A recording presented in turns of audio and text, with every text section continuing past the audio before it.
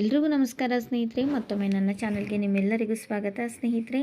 ನಾಳೆ ನವರಾತ್ರಿಯ 8ನೆಯ ದಿನ ಸೆಪ್ಟೆಂಬರ್ 29ನೇ ತಾರೀಕು ದುರ್ಗಾಮಾತೆಯ 8ನೇ ಅವತಾರವಾದ ಮಹಾಗೌರಿಯ ಒಂದು ಕತೆ ಮತ್ತು ಮಹತ್ವ ಮತ್ತು ಆ ತಾಯಿಯನ್ನು ಪೂಜೆ ಮಾಡೋದ್ರಿಂದ ನಮಗೆ ಯಾವೆಲ್ಲ ಫಲಗಳು ಪ್ರಾಪ್ತಿಯಾಗುತ್ತದೆ, ಈ ತಾಯಿಗೆ ಯಾವ ಬಣ್ಣದ ಬಟ್ಟೆಯನ್ನು ಧರಿಸಿ ನಾವು ನಾಳೆ ಪೂಜೆಯನ್ನು ಮಾಡಬೇಕು, ಯಾವ ಹೂಗಳನ್ನ ಅರ್ಪಿಸಬೇಕು, ಯಾವ ನೈವೇದ್ಯವನ್ನು ಸಮರ್ಪಣೆ ಮಾಡಬೇಕು, ಯಾವ ಮಂತ್ರವನ್ನು ಪಠಿಸಬೇಕು, ಯಾವ ಸಮಯದಲ್ಲಿ ಪೂಜೆಯನ್ನು ಮಾಡಿದರೆ ಅತ್ಯಂತ ಶ್ರೇಷ್ಠ ಅನ್ನೋದನ್ನು ಇವತ್ತಿನ ಈ ಒಂದು ವಿಡಿಯೋದಲ್ಲಿ ತಿಳಿಸ್ಕೊಡ್ತೀನಿ. ಈ ವಿಡಿಯೋ ನಿಮ್ಗೆ ಇಷ್ಟ ಆದರೆ ವಿಡಿಯೋಗೊಂದು ಲೈಕ್ ಮಾಡೋದನ್ನು ಮರಿಬೇಡಿ. ಆದಷ್ಟು ವಿಡಿಯೋವನ್ನು ಎಲ್ರಿಗೂ ಶೇರ್ ಮಾಡಿ. ಹಾಗೂ ಯಾರಾದರೂ ಹೊಸಬ್ರು ನನ್ನ ಚಾನಲ್ನ ನೋಡ್ತಾ ಇದ್ದರೆ ಪ್ಲೀಸ್ ದಯವಿಟ್ಟು ಸಬ್ಸ್ಕ್ರೈಬ್ ಮಾಡಿಕೊಂಡು ಸಪೋರ್ಟ್ ಮಾಡಿ ಫ್ರೆಂಡ್ಸ್.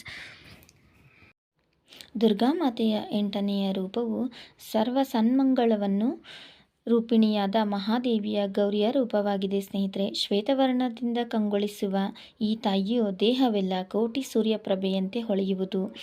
ಈ ತಾಯಿಯ ನಂದಿ ವಾಹನವನ್ನು ಮಾಡಿಕೊಂಡು ಈಕೆಯ ರೂಪವು ಶಾಂತಿ ಹಾಗೂ ಸಂತೋಷಗಳ ಒಂದು ಪ್ರತೀಕವಾಗಿದೆ. ಈ ತಾಯಿಯು 4 ಭುಜಗಳನ್ನು ಹೊಂದಿರುವ ಮಾತೆ, ಅಭಯ ಹಸ್ತದೊಂದಿಗೆ ಹರಸುವ ಮಾತೆ. ತನ್ನ ಇನ್ನೊಂದು ಕೈಯಲ್ಲಿ ತ್ರಿಶೂಲಧಾರಿಣಿಯಾಗಿರುತ್ತಾಳೆ ಮತ್ತು ಇನ್ನೊಂದು ಕೈಯಲ್ಲಿ ಡಮರುವನ್ನು ಹಿಡಿದಿರುತ್ತಾಳೆ. ಮಾತೆಯ ಈ ರೂಪ ಬಹಳ ಆನಂದಮಯವಾಗಿರುತ್ತದೆ. ಇನ್ನು ಈ ತಾಯಿಯ ಮುಖದಲ್ಲಿ ಚಂದ್ರನ ತೇಜಸ್ಸು ಹೊಳೆಯುತ್ತಿರುತ್ತದೆ. ಅಷ್ಟೇ ಅಲ್ಲದೆ ಈ ತಾಯಿಯು ಹಾಲಿನಂತೆ ಬಿಳಿ ಬಣ್ಣವನ್ನು ಹೊಂದಿರುತ್ತಾಳೆ. ಈ ತಾಯಿ ಬಿಳಿ ಬಟ್ಟೆಯನ್ನು ಧರಿಸಿರುತ್ತಾಳೆ ಸ್ನೇಹಿತರೆ. ಇನ್ನು ಈ ಮಹಾಗೌರಿ ತಾಯಿಯು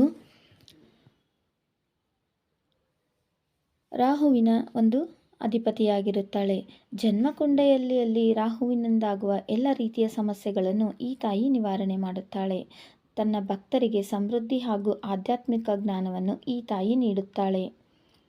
ಮನಸ್ಸಿನಲ್ಲಿ ಇರುವಂಥ ಗೊಂದಲಗಳನ್ನು ಈ ತಾಯಿ ನಿವಾರಣೆ ಮಾಡಿ ಜೀವನದಲ್ಲಿ ಯಶಸ್ಸು ಸಾಧಿಸಲು ಸಹಾಯ ಮಾಡುತ್ತಾಳೆ. ಹಾಗಾಗಿ ನಾಳೆ ಈ ತಾಯಿಯನ್ನು ಭಕ್ತಿ, ಶ್ರದ್ಧೆ, ನಂಬಿಕೆಯಿಂದ ಪೂಜೆಯನ್ನು ಮಾಡಬೇಕು ಸ್ನೇಹಿತರೆ. ಇನ್ನು ಈ ಮಹಾಗೌರಿ ದೇವಿಯನ್ನು ಪರಿಪೂರ್ಣತೆಯ ಅಧಿಕಾರಿಣಿ ದೇವಿ ಎಂದು ಕರೆಯುತ್ತಾರೆ ಸ್ನೇಹಿತರೆ. ಭಕ್ತರ ಸಕಲ ಸಂಕಷ್ಟಗಳನ್ನು ನಿವಾರಣೆ ಮಾಡಿ, ಚಿಂತೆಯನ್ನು ದೂರ ಮಾಡಿ, ಸದ್ಗುಣವನ್ನು, ಸಕಲ ಸಂಪತ್ತನ್ನು, ಸುಖ ಜೀವನವನ್ನು ಸಾಗಿಸಲು ಜೀವನದಲ್ಲಿ ಬೇಕಾಗಿರುವ ಎಲ್ಲವನ್ನು ಭಕ್ತರಿಗೆ ಕರುಣಿಸುವ ಕರುಣಾಮಯಿ ಮತ್ತು ಎಲ್ಲ ಆಕಾಂಕ್ಷೆಗಳನ್ನು ಸಹ ಈಡೇರಿಸುವ ಮಹಾತಾಯಿ ಅಂತ ಕರೀತಾರೆ. ಈ ತಾಯಿಯನ್ನು ಯಾರು ಭಕ್ತಿ, ನಂಬಿಕೆ, ಶ್ರದ್ಧೆಯಿಂದ ಪೂಜೆ ಮಾಡುತ್ತಾರೋ ಅಂಥವರ ಮನಸ್ಸು ಸಹಸ್ರ ಚಕ್ರದಲ್ಲಿ ಇರುತ್ತದೆ ಅಂತ ಹೇಳ್ತಾರೆ.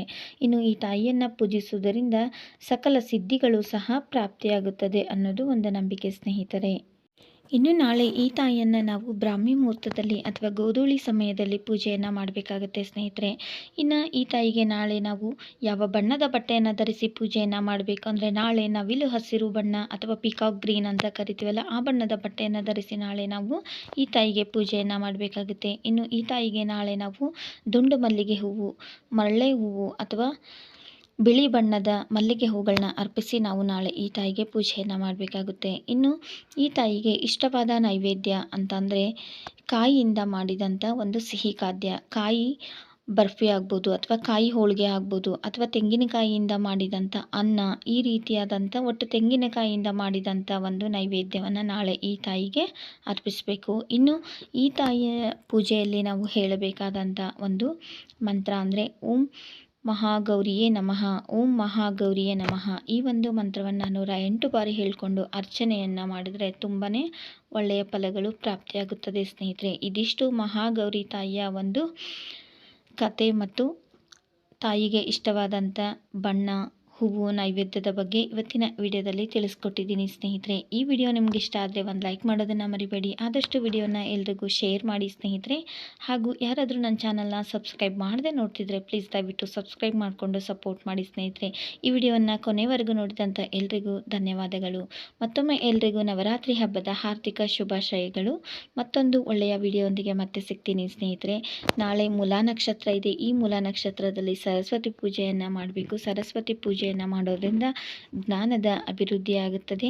ನಮಗೆ ಜ್ಞಾನವನ್ನು ಕೊಡುವಂಥ ದೇವಿ ಸರಸ್ವತಿ. ಹಾಗಾಗಿ ಈ ತಾಯಿಯನ್ನು ಈ ಒಂದು ನವರಾತ್ರಿ ಹಬ್ಬದಲ್ಲಿ ಪೂಜೆ ಮಾಡೋದ್ರಿಂದ ನಮಗೆ ಎಲ್ಲ ರೀತಿಯಾದಂಥ ಸಕಲ ಜ್ಞಾನ ಆ ತಾಯಿ ಕೊಡ್ತಾಳೆ ಅನ್ನೋದು ನಂಬಿಕೆ ಸ್ನೇಹಿತರೆ. ನಾನು ಮುಂದಿನ ವಿಡಿಯೋದಲ್ಲಿ ಯಾವ ಸಮಯದಲ್ಲಿ ಪೂಜೆಯನ್ನು ಮಾಡಬೇಕು, ಯಾವ ದಿನ ಪೂಜೆಯನ್ನು ಮಾಡಬೇಕು, ಯಾವ ರೀತಿ ಪೂಜೆಯನ್ನು ಮಾಡಬೇಕು ಮತ್ತು ಯಾವ ಮಂತ್ರವನ್ನು ಹೇಳಬೇಕು, ಯಾವ ನೈವೇದ್ಯವನ್ನು ಅರ್ಪಿಸಬೇಕು, ಇದರ ಸಂಪೂರ್ಣ ಮಾಹಿತಿಯನ್ನು ನಾನು ಮುಂದಿನ ವಿಡಿಯೋದಲ್ಲಿ ತಿಳಿಸ್ಕೊಡ್ತೀನಿ.